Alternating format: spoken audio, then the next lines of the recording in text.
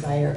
And I love that. I love just breathing it in and being able to really know. When I hear songs like that, it's like all of a sudden I feel it. I feel like there's power in there that I forget about from day to day. And I forget that we are our own heart's desire.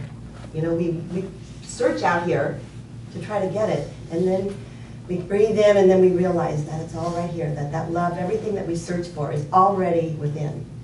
You know, we are what we're searching for, and my heart's desire. But what blocks it is what Gary Zukov talks about as frightening parts of our personality. You got any frightening parts of your personality? I got a few of those. But that's what blocks us knowing the incredible love that we have inside, is these scary parts of us that we try to block away. You know, our anger and our jealousy and our fears, you know. And it takes raw courage. Raw courage, you know, that's the deepest kind of courage, uncovered courage, not ego courage to prove anything, but it takes raw courage to be able to embrace those parts of ourselves, to get past them, to be who we really are. And I got to thinking about courage, and I thought, I'm speaking to the choir here because you guys are courageous. You are courageous just for being here at Common Ground. You know, in the whole scheme of stuff, think about this. 80% of Christian people are in traditional churches. Are in traditional churches, you know, and actually you're not the other 20, you're probably the other 1%, you know. And then even, I was thinking about this is kind of interesting, even religious science, right? Traditional Christianity has Jesus, religious science has Holmes, Unity has Fillmore, and you guys got 2 Baal agents.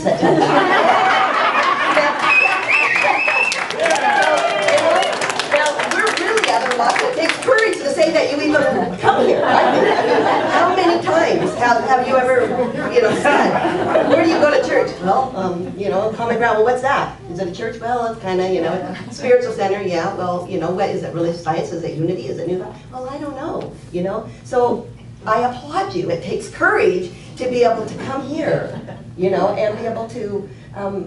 You know, express your heart and be with others that can step out of the crowd and say, you know what, I don't need to follow a person, I don't need to follow a book, but what I need to do is step into my heart's desire, to follow my heart, to know that I have the power that's inside of me, the answers, the intuition, you know, and everything that we learn here is from each other, and it's really to just say everything's here. Everything's right inside, and so that's hopefully what each message says, is that we are able to learn to do life ourselves with inspiration from each other, you know? Because it's so much easier to step out and go with the crowd than to know your heart inside and follow it, to follow your own intuition, you know? And this is like a perfect crowd for that. Everybody here has their own, it's harder to work with, you know, because everybody's got their own ideas and things like that, but let me tell you, it's what we're to do, is to step out from everybody else and be who we are, because we are unique. You know, we are unique individuals with a common core of love and peace and wisdom, and our job is to tap into that. So a few months ago, there was an ABC primetime, if you ever watch it, and it's called Why Do People Follow the Crowd? Interesting. You know, why do people follow the crowd? And what they did is they highlighted the study where subjects were asked, questions comparing these geometric shapes. So they did pretty well, you know, on the test and stuff. And then they were brought into the group where the rest of the people were giving answers, right? And they were deliberately giving wrong answers. And it ended up that the people changed their answers to match the rest of the group.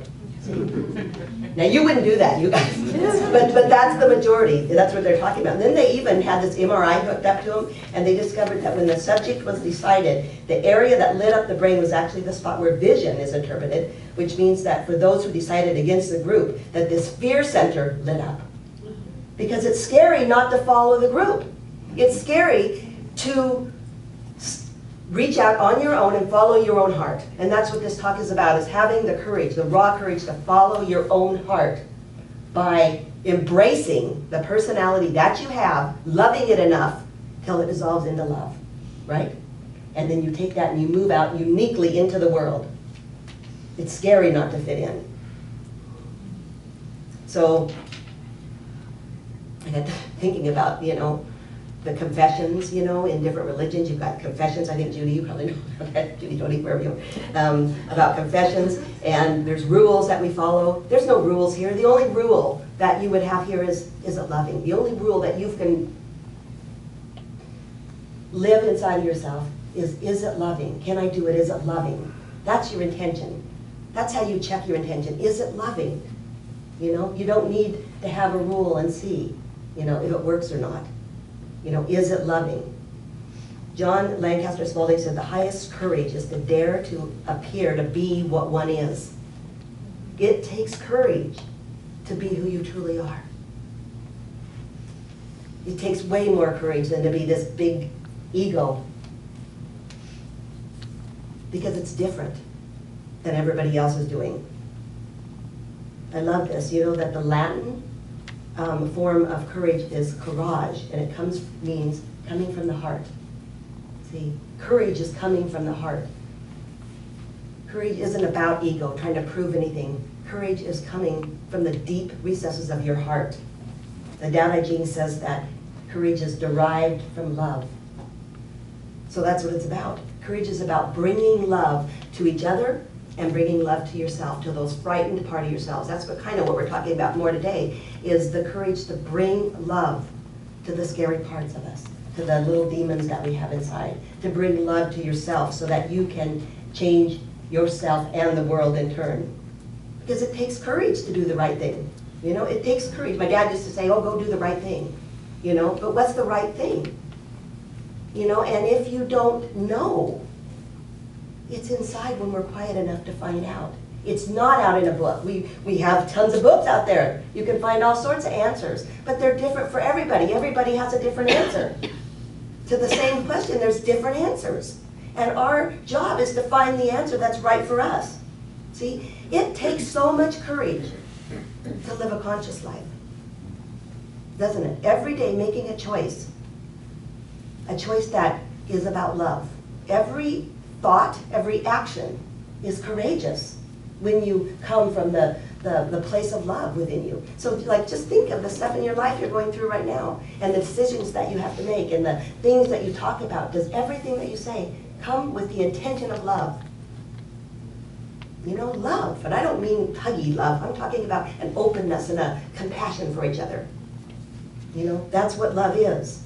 You know, it's bringing your best to every moment. The best you can do. And everybody's best is different sometimes, isn't it? Everybody's best is different sometimes.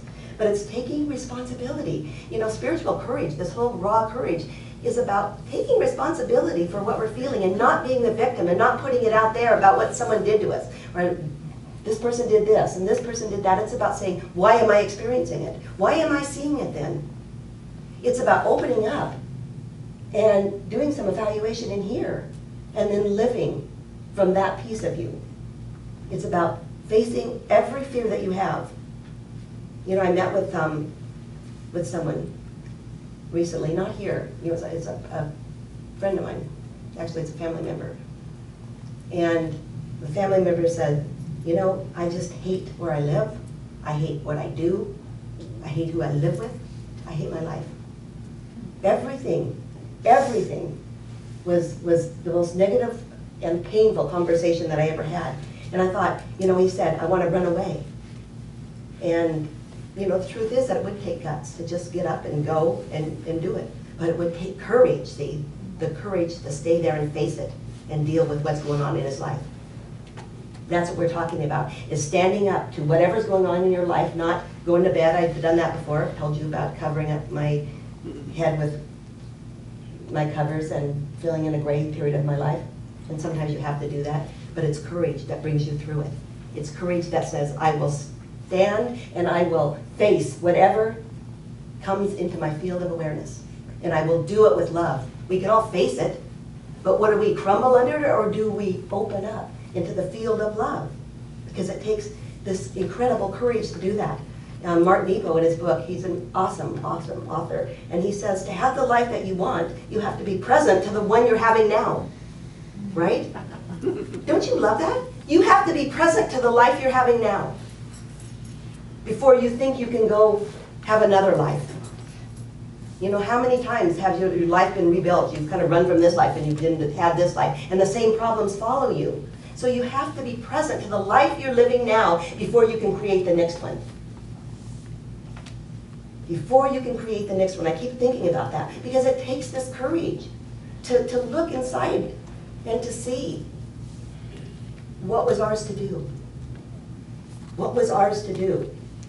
It takes courage to be aware of the feelings that you have inside of you instead of pushing them down and pretending that they don't exist. And it takes courage not to act on those feelings and act out in a mean way, doesn't it? It's easy sometimes to just mouth off.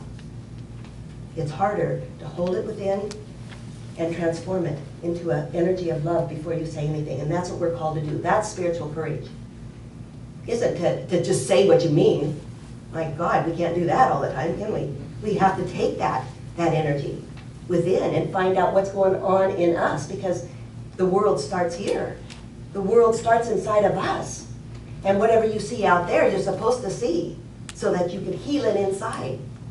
So when you see something out there that hurts, remember that is for you. That is for you to heal something inside of you. It's a mirror.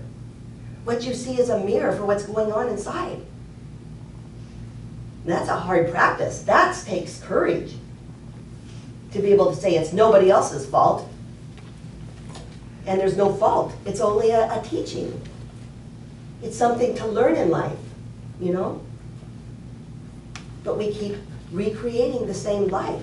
And I always wonder, you know, if we didn't get it right the first time, what makes us think we're going to get it right the next time? Until we relook at what's going on inside of us. See, living consciously is making the committed decision, and that's what I really want to invite you to do today, is to look within, to face what is going on in your life right now, the situation, and the internal piece of you. You know, what thoughts are you thinking consistently? You know, what emotions do you usually feel? Do you even know? You know, sometimes what happens is we go through life and we don't even know what we're feeling. And when we can breathe into what we're feeling, we can see where it came from and recreate the life that we want. You know, it doesn't take any courage to be angry because we just are, or jealous or vengeful. It doesn't take courage, but it requires courage to feel the sensations that you feel and then challenge them by not acting out on them, by transforming them into the power of wisdom, of love, of intelligence. You know, so if there's a challenge in your life now, take a look at it. You know, take a look at it and see. You know, it's so important, this journey of ours. It's about every moment checking what's going on here. Every moment. How am I feeling? What can I say that is loving to the next person? You know? It's getting a little late, so